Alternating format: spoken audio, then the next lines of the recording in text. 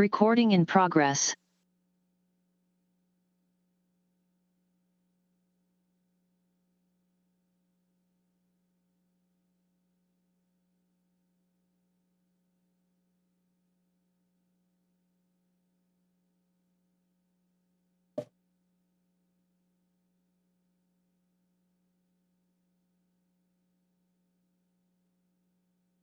Chairman Rosales indicated with the absence today.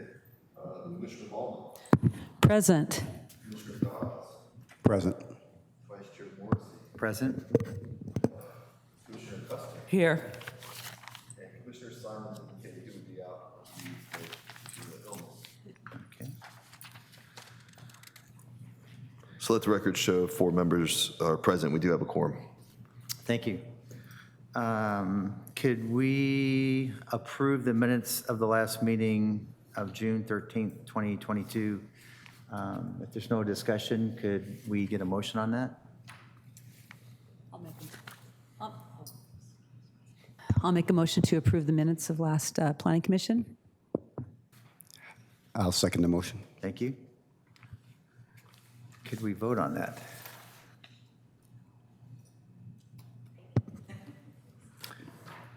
So I wasn't here, so I'll just abstain, Okay. I guess.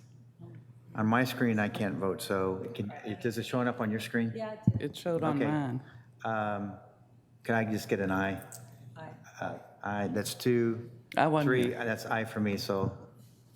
That's 3, does that make a 4? I think for the purposes of voting.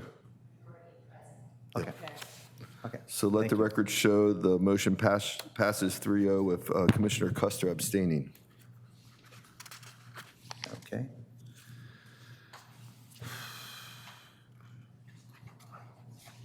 I see nothing on the consent calendar, nothing on transportation items, so we can get right to the public hearing. might have been communications on other matters not on the agenda. Thank you. Sergio, do we have any items on the agenda that are not on the agenda tonight? Requests to speak that are not on agenda.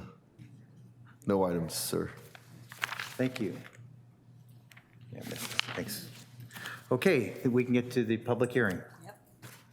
So with that, item number 4, Patty, could you come up and present that to us? Good evening, Commission. My name is Patty Anders, and I will be presenting the Vista Blue project. And I have handed out some attachments from the project description that were inadvertently left out of attachment 4 of the staff report. So that's on your desk. The project site is located at 3240 Mission Avenue on a 2.3-acre site and has a general plan land use designation of general commercial and a zone commercial general. The site is located within the airport neighborhood planning area. The existing surrounding land uses include industrial to the north, La Mission Village and affordable multifamily housing development to the west, commercial uses to the east, and Mission Cove multifamily residential development to the south of the project site.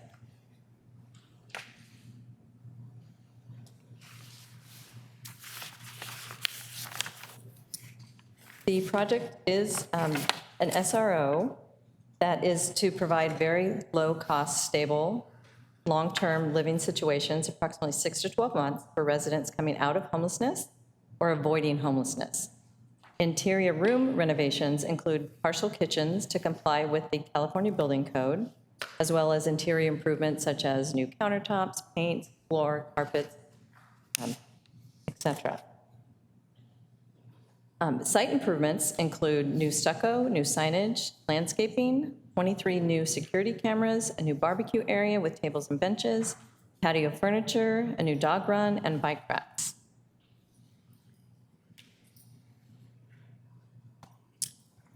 Sorry,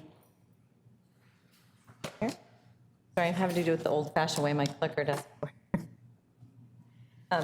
This slide is the. Okay.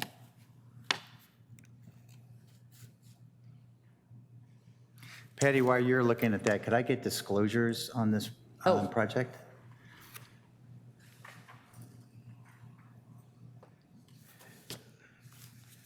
Commissioner Dodd? Staffing report, and I did go by the site. Okay. Staff report, the report we got on the dais, and very familiar with the site. Went by the site, talked to the manager, and read the documents. Read the staff report, drove around the site, and I was just been reading something that the city council had to say about the project a couple of weeks ago. Thank you. Trying to catch up on that. Thanks, Patty. Yeah. Okay. So as shown in this slide, the proposed site plan, there are 2 existing 2-story buildings on site with a pool area and extensive parking. This shows the floor plans of the first floor of building 100 and building 200. This slide shows the elevations of buildings, of both buildings. For building 100, the north and south elevations, and for building 200, the south and west elevation. The site improvements include extensive landscaping, and the site is actually exceeding the minimum landscape requirement of 10% and is providing 15% landscaping. And there's landscaping in the parking lot, in the pool area, around the perimeter of the buildings, as well as along the entire frontage of Mission Avenue, which will really help improve the streetscape along that frontage.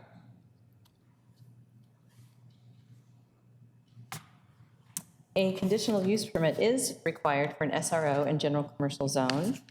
The project is consistent with Article 41 criteria for granting a conditional use permit. Section 4A1C, special needs housing of the housing element, states that SROs are a recognized housing type.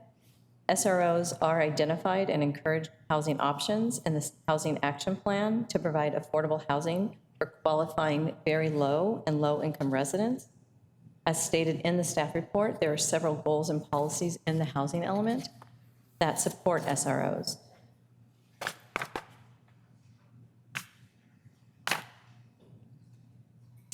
The proposed SRO would be an appropriate land use and is consistent with the objectives and requirements of the zoning ordinance. The proposed location and use are consistent with the general plan and housing element and will not be detrimental to the surrounding properties or persons. And the project would help meet the city's regional housing needs assessment, or RHNA, by providing affordable housing.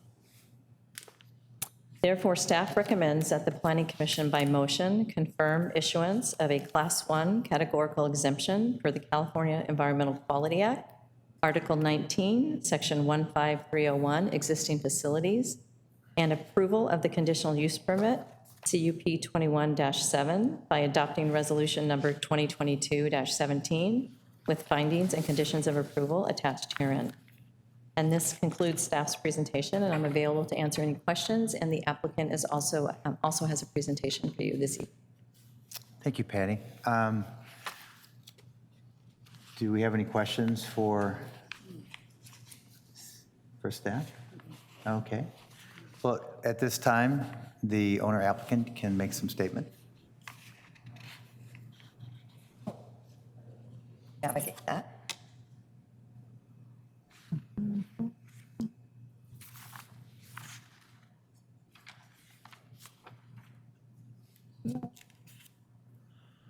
And Does this then work? it doesn't work, so Answer. we'll do it. Old-fashioned way it is. All right, good evening, Commissioners. My name is Sally Schiffman. I'm a senior planner with HWL Planning and Engineering. I am here representing the applicant, Vista International, this evening. We also have Mr. Scott Tolk. He is a vice president with Vista International, so he and I are here to answer any questions you may have. Patty has done a wonderful job of kind of going through all the nuts and bolts of the project site, and so what I'm going to be doing this evening is kind of talking you through a little bit about the project applicant, as well as how they operate these single-room occupancy hotels, and then also talk to you a little bit about kind of their management style of the facility, and I'm hoping that that kind of answers some questions you may have in your minds already. Vista International Incorporated is a privately owned real estate investment company. They're based in Calgary, Alberta, up in Canada. They've been established in California for the better part of a decade, and they currently hold 14 residential apartment properties and approximately 1,200 units. Primarily, these are located in Southern California, but they have some up the coast as well. Since 2017, they have been pursuing these SRO hotel projects. They have obtained approval for 3 different CUPs in the city of El Cajon. All of those facilities are successfully operating, and they're really viewed as an improvement to the neighborhoods. We're starting to get some good statistics back from those properties, and most recently, it was determined that at those 3 locations, calls for service, so police, fire, medical, have dropped more than 90% at these facilities. So they went from having 9 to 16 calls per month to having about 2 per month. So we're seeing substantial positive use of these sites. As a result, a 4th use permit is currently being pursued in the city of El Cajon, along with additional projects in the cities of Escondido, Vista, Chula Vista, City of Ontario, just north of us, as well as the community of Rancho Bernardo. This subject site was formerly known as Marty's Valley Inn, and it was purchased in January of 2021 by the applicant, and then they started pursuing this use permit.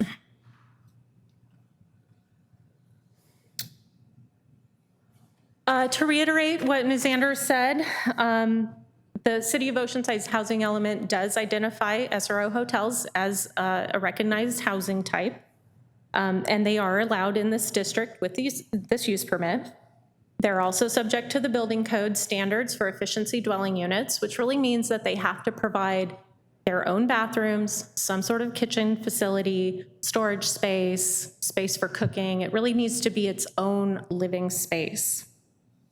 These are small units. They typically range in size from 150 square feet up to about 400 square feet. This subject site ranges about 250 to 430.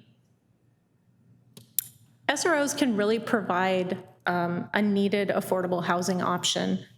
This is for small households, maybe 1 individual, maybe 2 people, maybe a person with a child.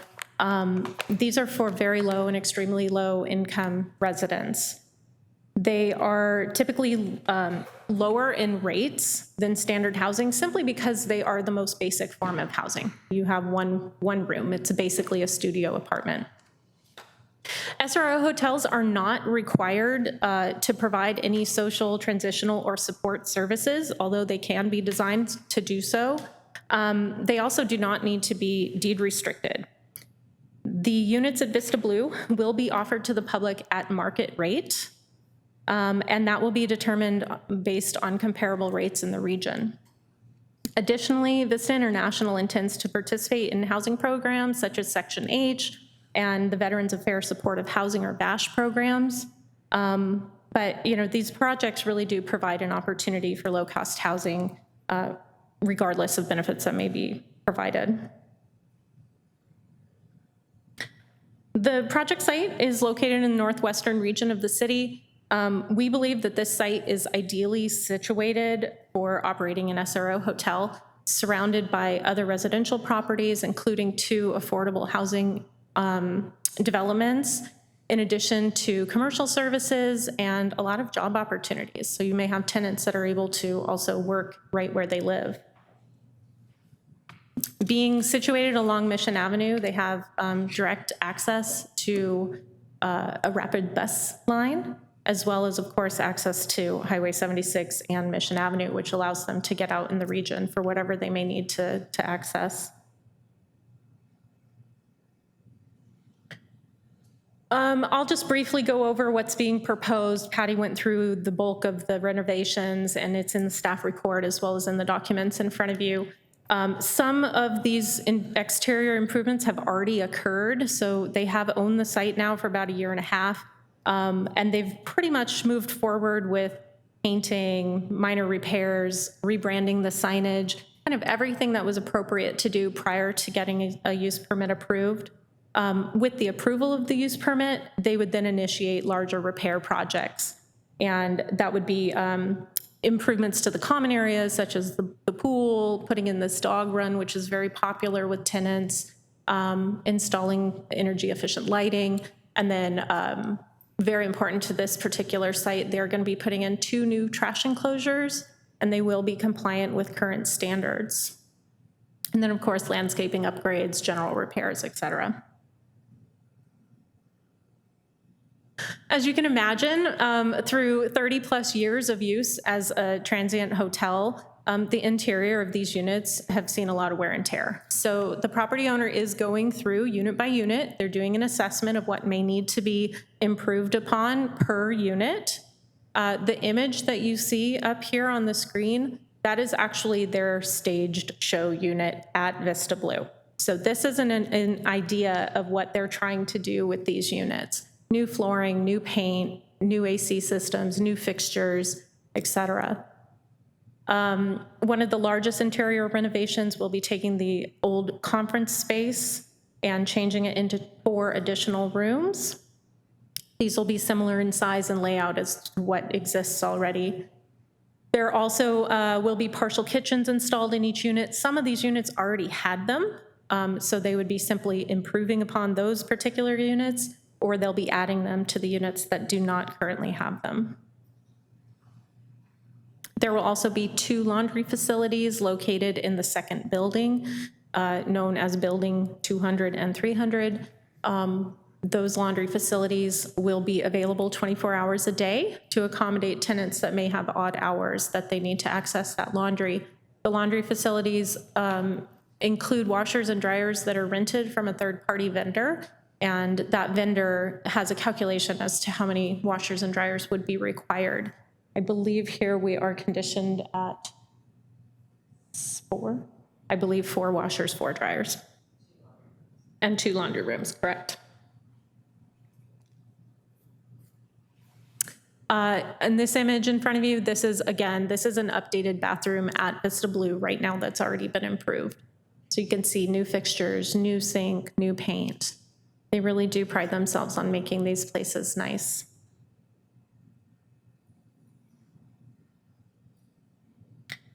As to the property management team, there's a few unique things to Vista International. They're very much involved in their properties. This new ownership and management team they've already drafted a management plan for this particular site. They do so for all of their properties. That management plan was provided to staff for review prior to the hearing as part of our application materials. And we understand that that is a condition to record the management plan to the property, and that'll be done prior to occupancy. So that is not a problem. It's done in other cities, and that ensures that the site is operating properly in line with long-term living. Management plan includes things like manager responsibilities, security patrol services, camera operations, utility and laundry locks, smoking restrictions, visitor rules. It also includes a list of all their vendors that they use for specific things such as pool maintenance. So they update that regularly for their management staff. All of their sites have live-in managers. This is an important aspect of how they operate so well. It's been a proven successful approach.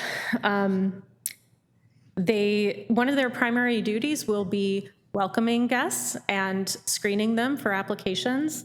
Again, this is going to be a market rate facility, and so everybody will be screened as an applicant in accordance with Federal Fair Housing Act, local regulations, state regulations.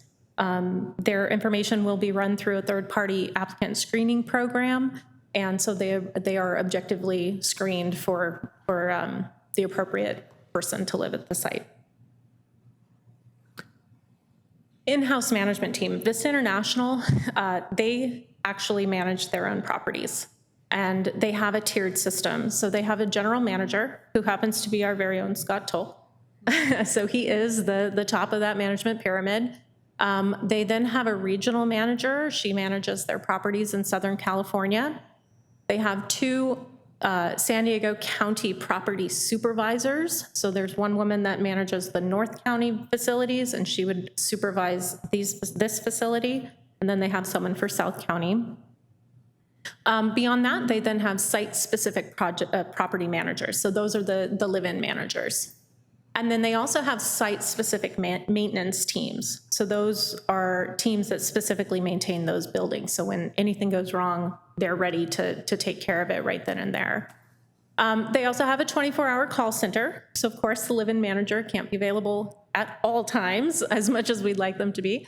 So if anybody was to need assistance after hours, or if there was a maintenance emergency, they can call the line. That is an actual person that answers, and then they will go through basically a phone tree system. So they first try to call the property manager. If that person is not available, they call the supervisor. If she's not available, they call the regional manager. If she's not available, Scott gets a call. So they will continue calling until a person is on the phone, and then at that point, they would take care of whatever the issue was at hand. In addition, this international is supported by Borba Property Group. They have been in partnership for the last couple of years with them. Borba Property Group is a property management company based out of Artesia, California. They're a family-owned business. They've been around for about 30 years now, and they manage over 2,000 units throughout Southern California. They're very well-versed in how these projects operate.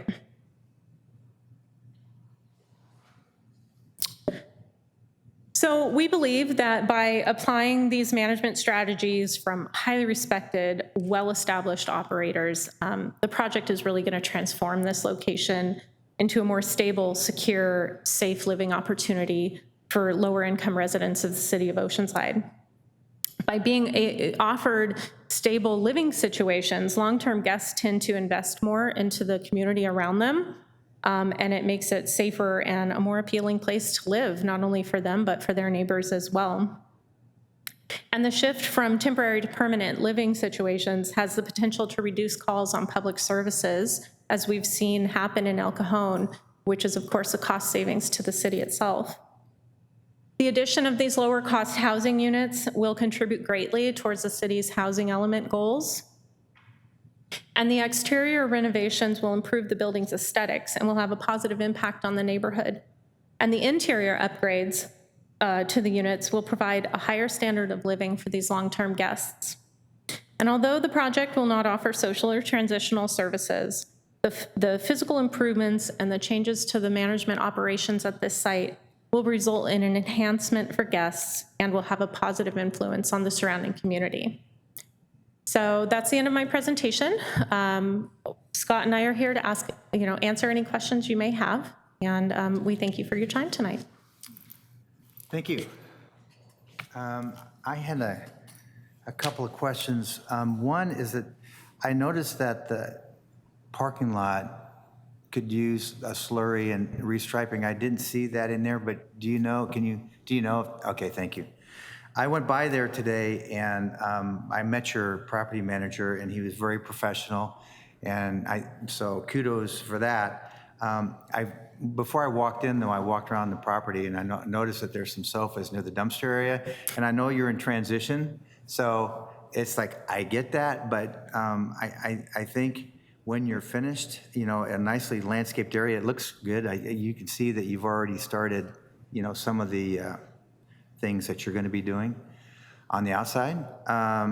But if you do a good job in landscaping, and I think that will help you get, good tenants in. And if you can share, just curious, what would the typical unit rent for?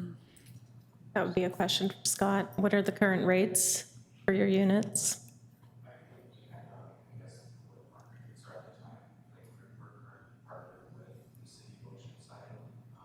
Can you go to You'll the, need can to you come come to the to the speaker dais. podium, please?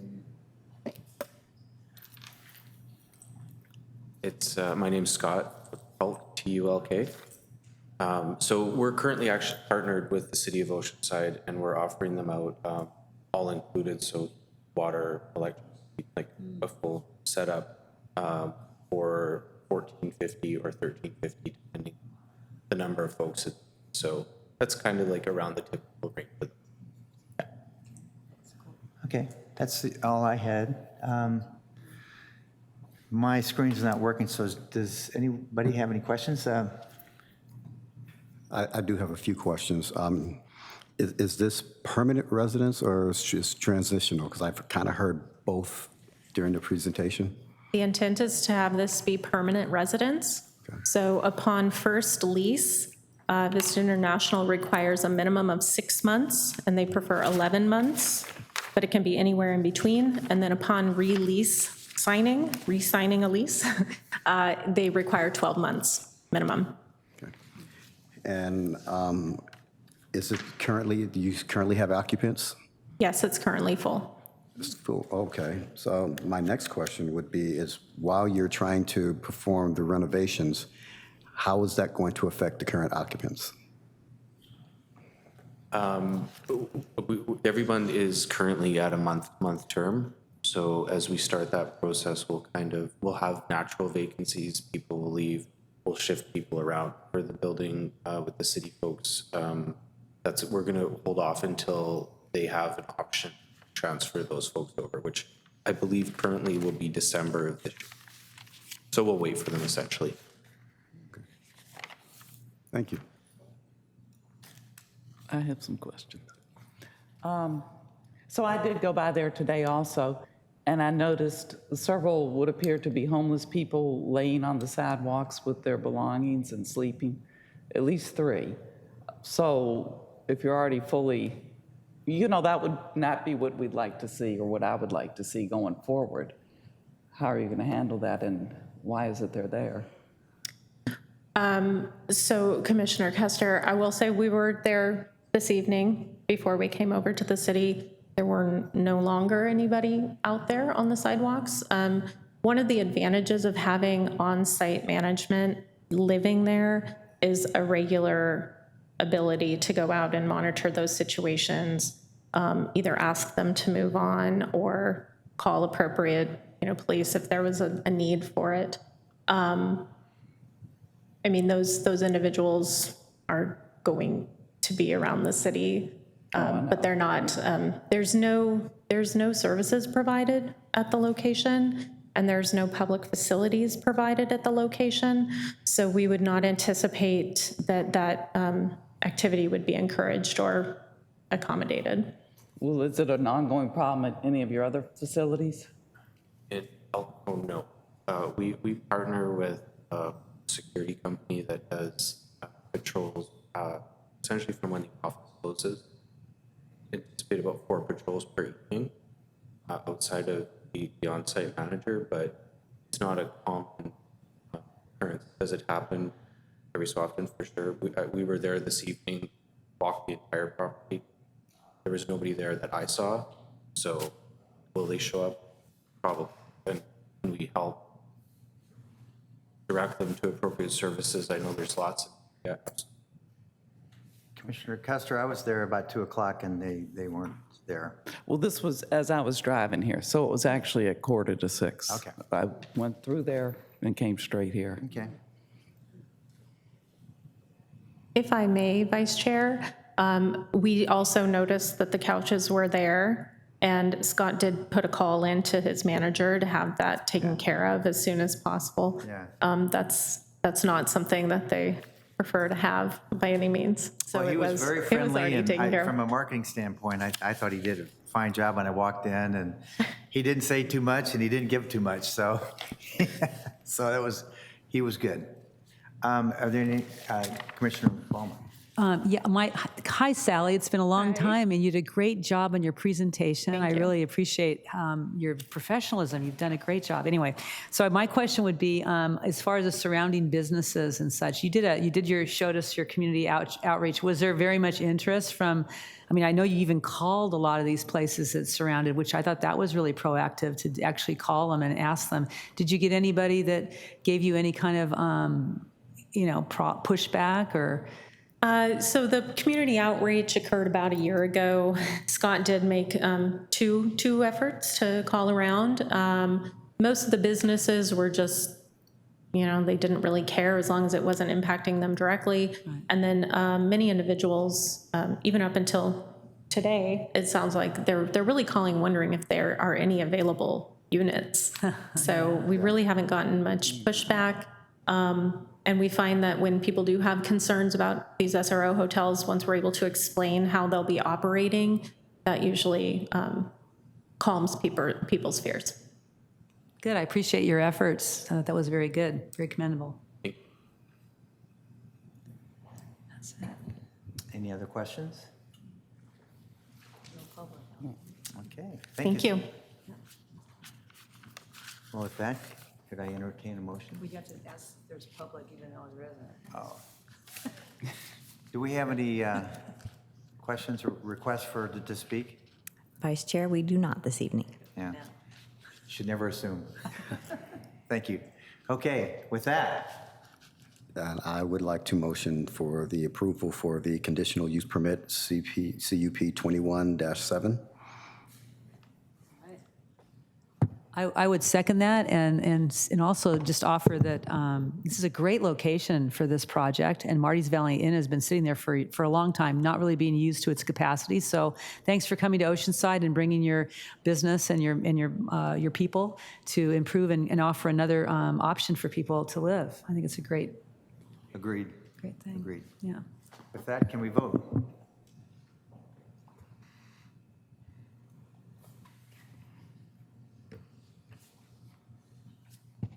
Sergio, I can't vote, so, but Do we want to call a verbal vote? can we do a verbal vote?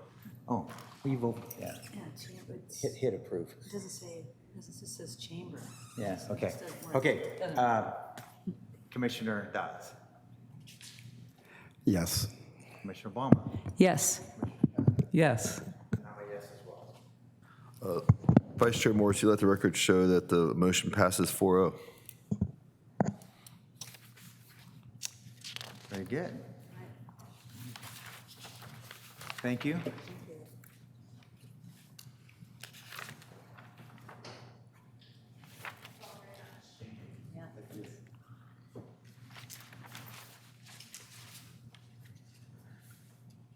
So do we have any discussion items, Sergio?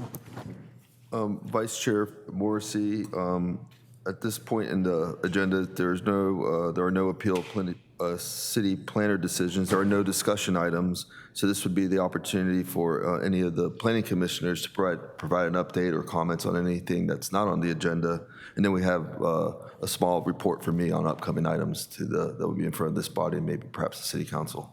So would now the time to do the commissioners' reports? Yes, sir. Okay. Commissioner Dodd.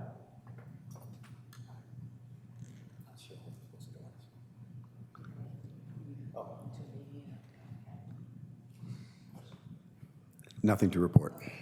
Commissioner Ballmer. Coming up, we have a land conservancy workshop on July 13th. It's kind of another way for the community to kind of see if there's any way possible that possibly any of the farmers would want to put their land into something such as that. So it'll be kind of hopefully another bit of information that people will see that possibly it might work in other locations, but possibly not in Southmore Hills because of the proximity to the city and the market rate of what those properties cost or would sell for. So that's about it for me.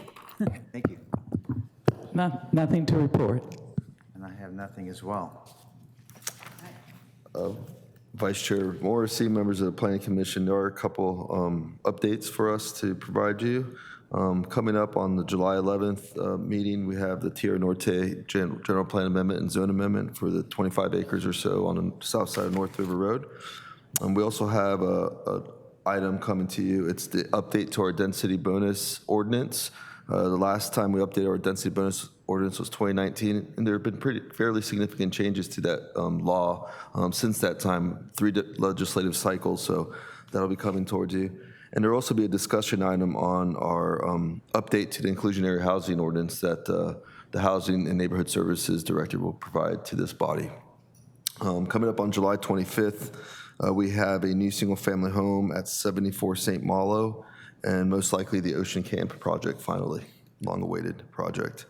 And then moving out to August 8th, we have a project known as the Breeze Apartments. It's at the terminus of Nevada Street and Ditmar Street there at the railroad tracks on the south side of Oceanside Boulevard. It's a density bonus project. It involves 146 apartment units.